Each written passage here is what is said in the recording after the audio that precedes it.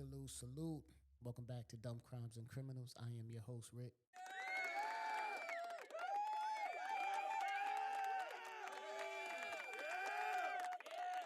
You're now tuned in to the funniest true crime podcast in the world. We are back in the building. Dumb Crimes and Criminals. We're here.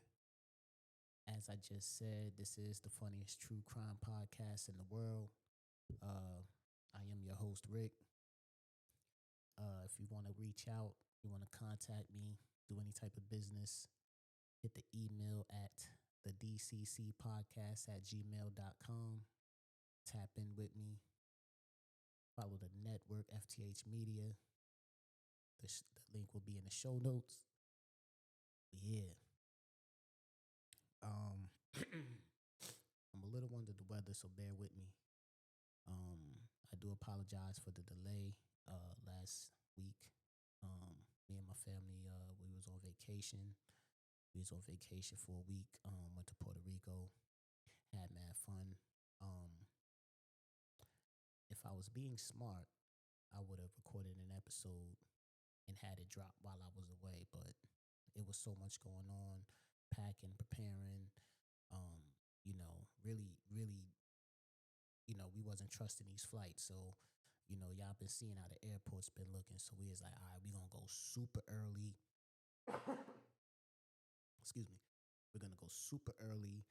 And, it was a lot going on. So I didn't have a chance to pre-record an episode, but next time I will do that.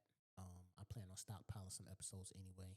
Hopefully I can get some of that done this weekend. I want to do like 4 or 5 episodes this weekend, so load up. I might drop 2 episodes next week just cause, but we'll see how that goes. But yeah, man, vacation was dope. That's my thing, man. I love spending time with the family, building memories. My kids is getting older, so I'm trying to clutch on to every last moment. You dig? That's how I am. You know what I'm saying? I'm family man. I'm memory man. Let's go chill, have a ball, man. We all up and down the city. We was all around the island. We had a big Airbnb, 6 bedrooms. You know what I mean? Car. It was super fun. Super fun. You know what I'm saying? And I did get sick. I don't know exactly at what point, but I'm under the weather. But we got to bring it to the episode. We got to bring y'all an episode. I do appreciate y'all for tapping in with me. If this is your first time listening, do me a favor, go check the back catalog. Also, if this is your first time listening, do me a favor, spread the word about the podcast. You know what I'm saying? Send it to somebody, tell them to send it to somebody, and tell them to send it to somebody. That don't cost you no money. That's all I'm asking. This is the funniest true crime podcast in the world, and I'm trying to spread the word. So if you are on the other side of my voice, help me spread the word. I'll appreciate that. Today's episode, we are going to Denver, Colorado. Okay?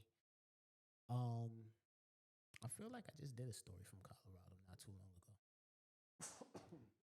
I could be wrong. But let's get some information on my man here, okay? This is about a guy named Charles Christopher Martinez. He's 48. All right. So my man robs a bank. Okay. That's what he did. Now, I've said it once, I've said it twice, I've said it 100 times, man. You got to be brave to run up in a bank. You know what I'm saying? Because ain't no telling who in the bank when you run in the bank. It could be a off-duty cop. It could be security. It could be whoever. You know what I'm saying? Nowadays, they got all type of buttons and cameras and this, that, and the thirds. So you running up in the bank, you ain't got nothing to lose. You know what I'm saying? You running up in the bank, man. You just you thugged out. You know what I'm saying? You more thugged out than me. Because I ain't running up in nobody bank for nothing. You understand? So my man runs up in the bank, right? And, it's undetermined. He held that teller up or whatever the case. So it was undetermined on how much money he got, right? He flees the scene. Clearly, he wasn't disguised good enough because he was caught, right? That's another thing. Like, you guys is running up in banks barefaced or like with a hoodie on. I don't understand the psyche in that. You know what I'm saying? If I look at it like, if you're gonna go rob a bank, you should have the intention on getting away with the robbery, not just running up in the bank with sunglasses on, thinking that's gonna disguise you, or running up in the bank barefaced with a hood on, thinking like they're not gonna recognize you or know who you are, right? Now, here's the thing with this guy here. In 2018, this dude wrote a book called The Life of an Outlaw, and it was an autobiography about himself titled The Life of an Outlaw. In 2018, he wrote this book, right? In this book, he wrote about previous bank heists. Hey, yo, my man wrote a book about previously robbing banks and prison gangs and his life as this big bad outlaw, right? That's his thing.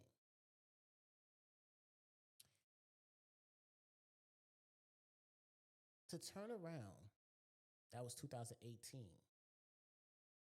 That was 9 years ago you wrote that, you know what I'm saying? Detailing your life in jail and prison gangs and all this stuff, right? You're a big bad outlaw, you rob banks, this, that, and the third. That was 9 years ago, right? You get out, you get locked up. Now you're facing 20 years for robbing a bank.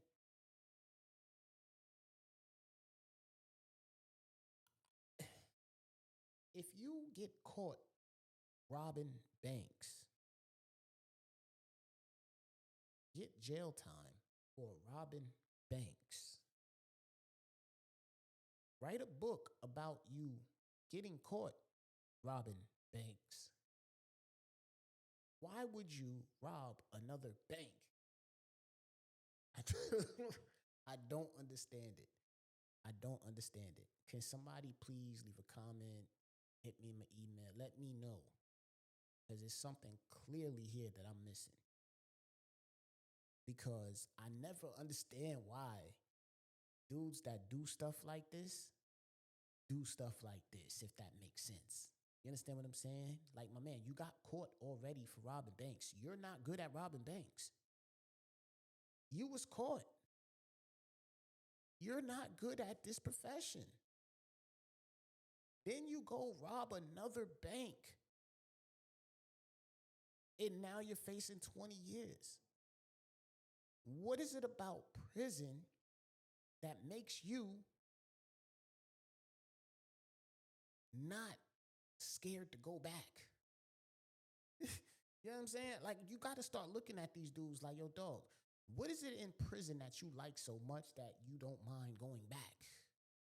Because in my mind, and I know a lot of people that did time in prison, you know what I'm saying?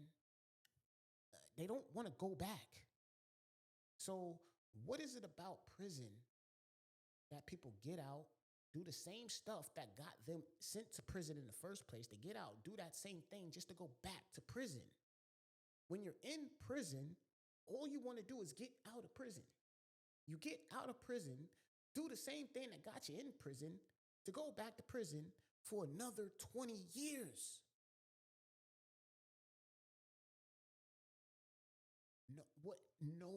It didn't say how much money he got. But I'm here to tell you, he's 48 years old. There is I don't care how much money he got. It's not worth doing 20 years old. I don't give a damn what he ran out there with.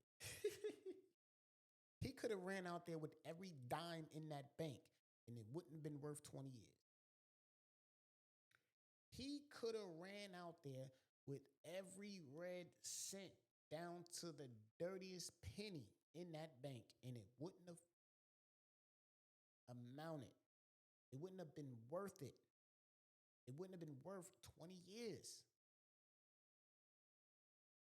You understand what I'm saying? The life of an outlaw, and you back in jail facing 20. So you might be in jail till you 68. Over what? And I and I'm sure he didn't even get a lot of money. Hey yo, man, you about to do 20 years for a few thousand, man. You know, like, come on, man. This dude, you could tell he didn't get a lot of money, man. They caught him like 3 days later. Like, yeah, he didn't get a lot of money. He ain't even get enough money to hide. He ain't even rob enough money to go hide. He ain't even rob enough money for a plane ticket to get about the country. Like, they caught this man 3 days later. What are you gonna write? Another autobiography, The Life of an Outlaw Part 2? You know what I'm saying? Like, what we talking about, man? Like, I don't understand these criminals, man. You know, and I don't be on here to knock people, man. And you know, again, I don't condone or promote any violence. You know what I'm saying? I feel like it's enough legal money in the world to figure out something. You know what I'm saying? To get your hands on a few dollars. Like, for real, slow dough is better than no dough. You understand what I'm saying? Like, for real. But my man, you're not good at robbing, and you went and robbed, and you got caught again. You know what I'm saying? Last time you robbed a bank, you got caught. Now you robbed another bank, and you got caught. Bank robbing ain't your thing. What you gonna do? Get out at 68 and rob another bank and do the rest, and then get another 30? Like, what are we talking about here, man? You 48, you have no business robbing no bank. You have no business robbing no bank in 2026, man. You know what I'm saying? You just don't. I don't understand it with you criminals. I don't understand what is so intriguing about prison that you guys can go do 5, 10, 15, 20 years, get out for a little bit of time, and then go right back to prison. I don't get it. I don't get it. Like, I don't get it. I don't get it. I'm never gonna get it. I don't want to ever get it. That ain't my thing. That ain't my bag. I'm cool on all that. I just told you I just was on vacation with my family for the last week. You know what I'm saying? Cruising around Puerto Rico, chilling with the family. Like my man, like, that's what it's about, man. You know what I'm saying? All this dumb shit is not the move, yo. It's not the move. And I'm not trying to necessarily knock nobody for feeling like they got to get it how they get it. But what I am saying is, it's 2026. It's a lot of legal ways to get some paper out here.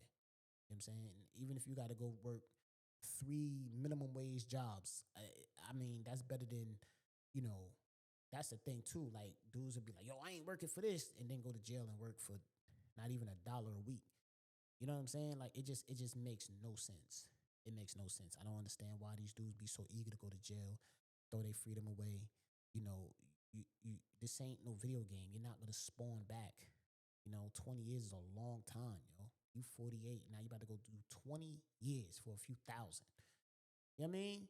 And I'm saying a few thousand because that's what it had to be, man. He ain't even get no paper, man. He ain't even get no get low paper. Like, they found this man in 3 days. So how much money did he get if they found him in 3 days? Listen, man, kids, man, if you're listening out there, man, don't do crime, man. Just go get a job, man. Legal money. You understand? Legal money is the way to go. Listen, this is Dumb Crimes and Criminals. I am your host, Rick. Appreciate y'all for tapping in. Do me a favor, hit the link in the show notes, support the network. You know, tell a friend to tell a friend about the podcast. This is the funniest true crime podcast in the world. I'm standing on that. You know, again, reach out, hit me up, the DCC podcast at gmail.com. We here. We gonna turn it up. My listenership is growing. You know, it's looking like something, man. You know what I'm saying? Let's just grow. Let's grow this community. You know, and let's turn this up, man. This is Dumb Crimes and Criminals. I am your host, Rick. I'm out.